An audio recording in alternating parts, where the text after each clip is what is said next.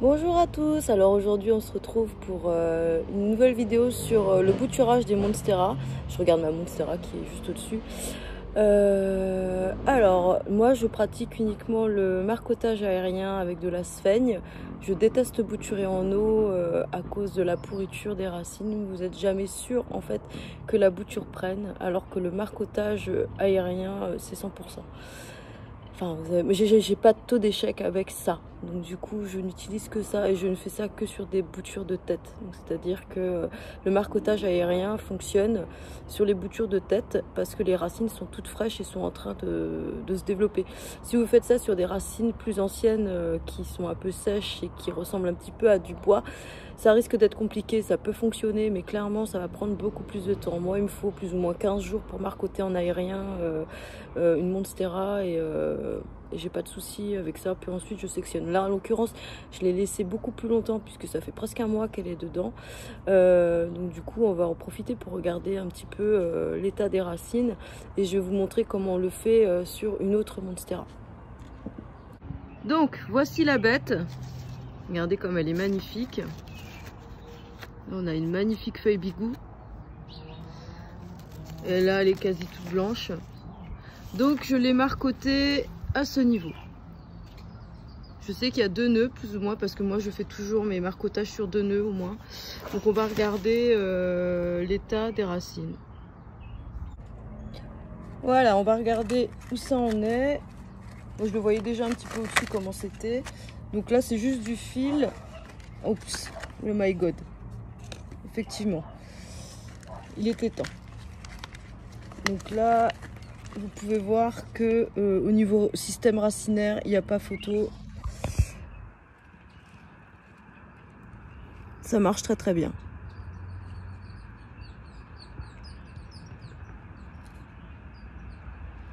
Donc je vais me débarrasser de la sphaigne et je vais vous montrer un petit peu mieux les racines.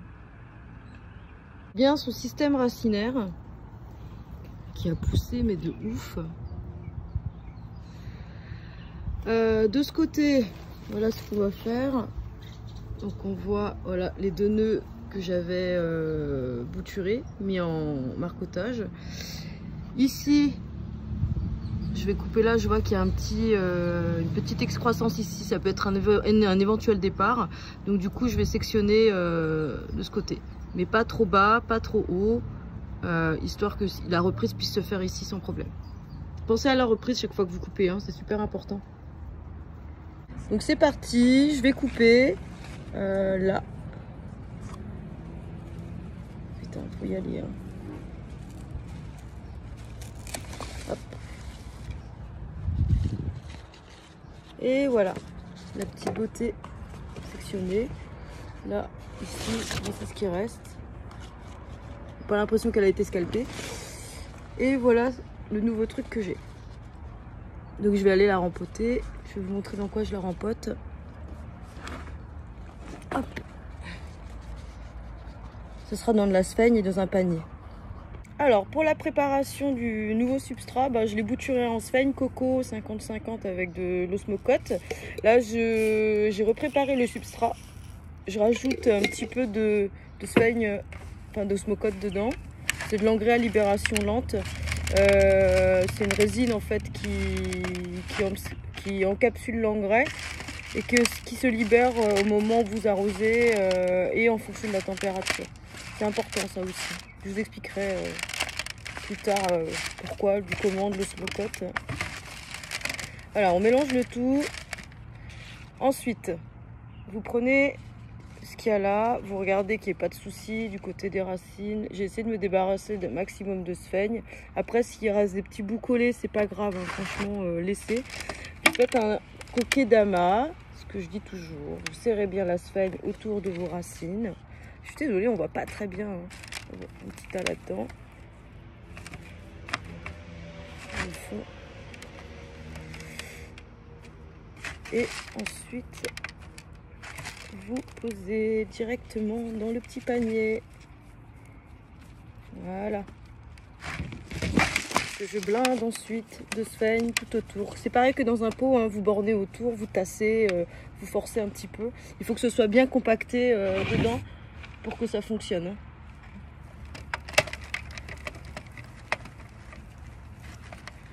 Vous avez vu la montagne que je mets dedans, ben voilà, c'est ce qu'il faut faire. Vous allez bien sur tous les côtés.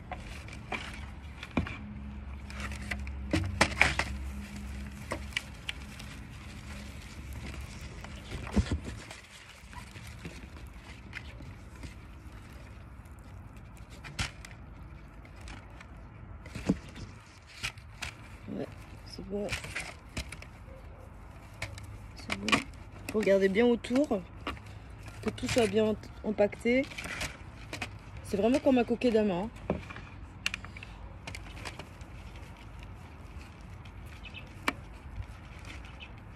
C'est le principe des paniers à jouer. Ce qu'il faut plater, tasser. Vous pouvez le faire aussi en pot terre cuite ou en pot, en panier géotextile. Il faut que ça respire en fait. Il faut que les racines puissent continuer de respirer. Et que la sphène puisse sécher assez rapidement. Ça reste quand même une aracée. Voilà, le petit truc est prêt. C'est magnifique.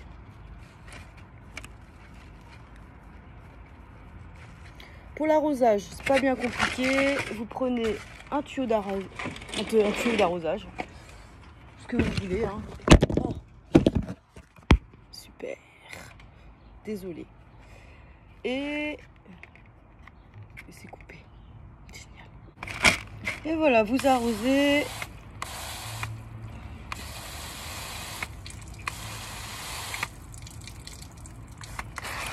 Un petit coup sur le feuillage, ça ne lui fera pas de mal. Hein.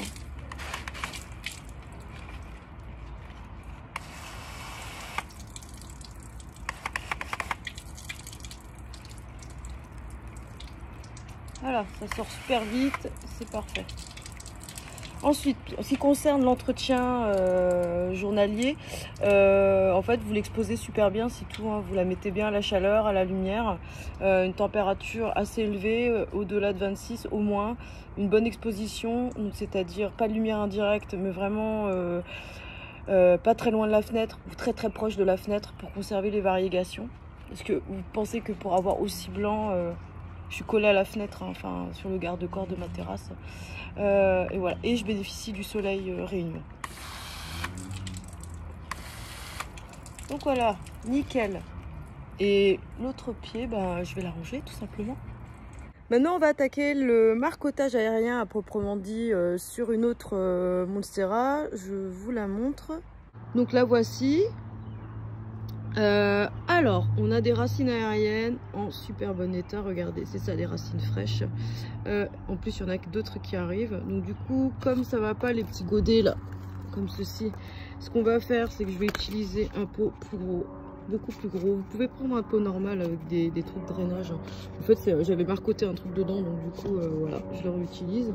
Ce sera suffisamment grand pour la plante, pour qu'elle se développe correctement dedans. En plus, moi j'aime bien ouvert puisque ça fait respirer. C'est mieux que le cellophane parce que c'est trop galère à arroser le cellophane. Je vous montre comment on coupe et comment on procède. Alors en ce qui concerne le pot, il suffit simplement de le couper sur une longueur. Enfin, moi je vais commencer par faire un trou pour faire passer la tige.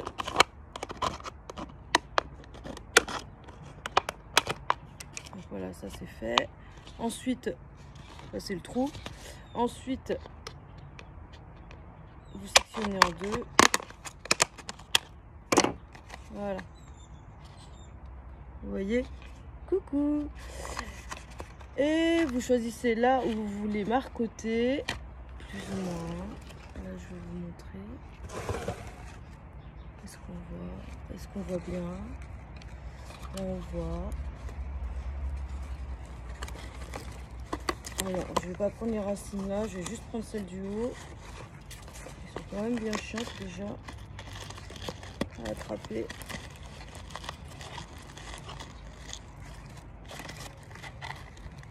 C'est chaud bouillant quoi.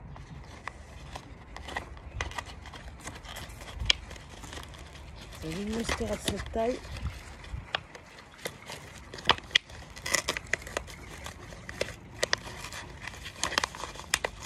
fait. Et voilà. Je ferme et je vous montre comment ça fait exactement.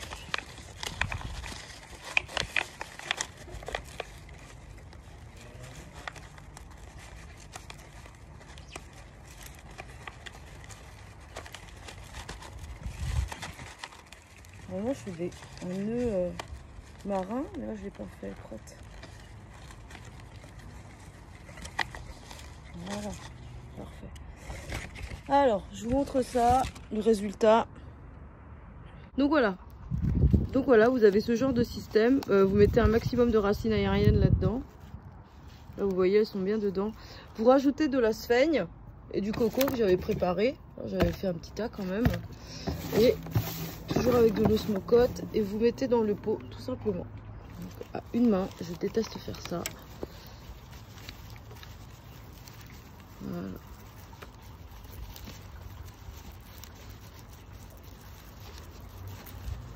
Voilà, je vais remplir le tout et ensuite on pourra arroser. Vous pouvez utiliser l'hormone de croissance racinaire dedans, il n'y a pas de souci.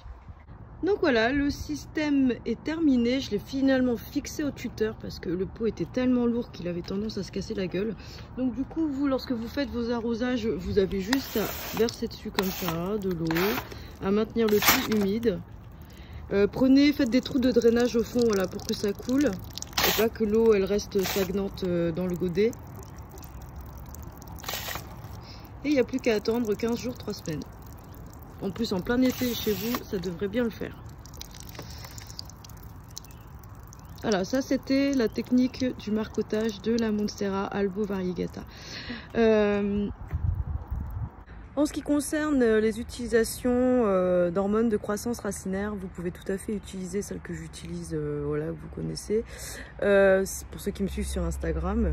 Donc vous pouvez arroser avec, par contre 2 fois ça suffit largement. Ensuite vous arrêtez, vous arrosez avec de l'eau normale, quoi.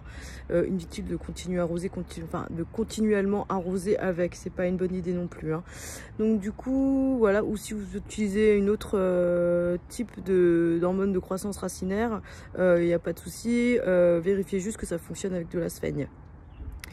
Voilà, en ce qui me concerne, la vidéo est terminée. Je vous souhaite à tous de passer une excellente journée et on se retrouve pour la prochaine vidéo. Au revoir.